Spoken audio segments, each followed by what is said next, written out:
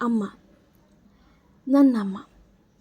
ನಾನೆಷ್ಟು ಬೇಜಾರು ಮಾಡಿದರೂ ಪುನಃ ಪುನಃ ನನ್ನ ಒಳಿತನ್ನೇ ಬಯಸುವಳು. ಅಮ್ಮ, ನನ್ನಮ್ಮ ಸುಂದರಿ, ನಗುಮುಖದ ಸುಂದರಿ, ಅಪ್ಪನ ಯಜಮಾಂತಿ. ಅಪ್ಪ ಸದಾ ಹೀಗೆ ಕರೆಯುತ್ತಿದ್ದರು. ಗಟ್ಟುಗಿತ್ತಿ ನನ್ನಮ್ಮ. ಪ್ರೀತಿ ಎಂದರೆ ಏನೆಂದು ತೋರಿಸಿಕೊಟ್ಟವಳು ನನ್ನಮ್ಮ. ಸದಾ ಬೇರೆಯವರಿಗಾಗಿ ಬೆಳಗ್ಗೆಯಿಂದ ರಾತ್ರಿ ಮಲಗುವ ತನಕ ಕೆಲಸ ಮಾಡುವಳು. ಎಷ್ಟೆಂದರೆ ಅವಳ ದೇಹದಣಿದಿದ್ದು ಅವಳಿಗೇ ತಿಳಿಯದಷ್ಟು.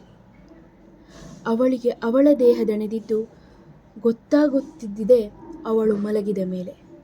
ಆದರೆ ಅವಳನ್ನು ಯಾರೂ ಕೇಳುವವರಿಲ್ಲ. ಒಂದಿನವೂ ನನಗೆ ಬಂಗಾರ ಬೇಕು, ಸೀರೆ ಬೇಕು ಎಂದು ಕೇಳಿದವಳಲ್ಲ.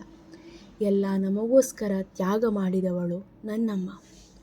ಅಮ್ಮ ಗುರುವೂ ಹೌದು, ನನ್ನ ಗೆಳತಿಯೂ ಹೌದು. ಪ್ರತಿಕ್ಷಣ ಬದಲಾಗುವ ಈ ಭೂಮಿಯಲ್ಲಿ ಎಂದಿಗೂ ನನಗಾಗಿ ಬದಲಾಗದೆ ಉಳಿಯುವುದು ಒಂದೇ, ಅಮ್ಮನ ಪ್ರೀತಿ. ಅಮ್ಮನ ಪ್ರೀತಿಗೆ ಸಾಟಿ ಇಲ್ಲ. ಅಮ್ಮನ ತ್ಯಾಗಕ್ಕೆ ಕೋಟಿ ನಮನ. ಅಮ್ಮ, ನನ್ನ ಮೊದಲ ಉಸಿರು ನಿನ್ನಿಂದ, ನನ್ನ ಮೊದಲ ಹೆಜ್ಜೆ ನಿನ್ನ ಕೈ ಹಿಡಿದು, ನನ್ನ ಜೀವನದ ಮೊದಲ ಪ್ರೀತಿ ನೀನು. ಅಮ್ಮ, ನಿನ್ನ ಮೌನದಲ್ಲಿ ಪ್ರೀತಿ ಇದೆ, ನಿನ್ನ ಕೋಪದಲ್ಲೂ ಕಾಳಜಿ ಇದೆ.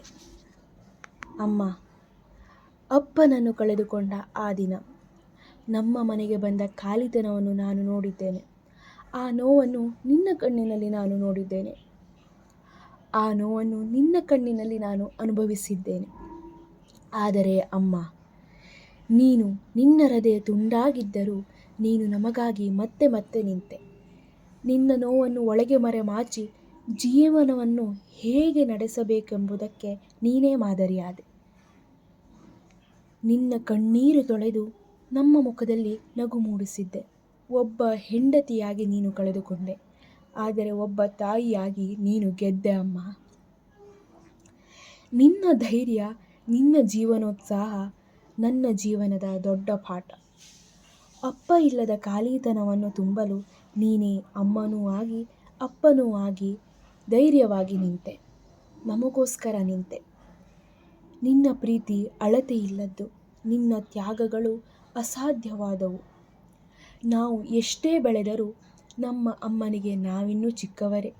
ನಾವು ಕೂಡ ಅಷ್ಟೇ, ಎಷ್ಟೇ ಬೆಳೆದರೂ ಅವರ ಮುದ್ದಿನ ಮಗುವಾಗಿ ನಿಷ್ಕಲ್ಮಶ ಪ್ರೀತಿ ತೋರೋಣ.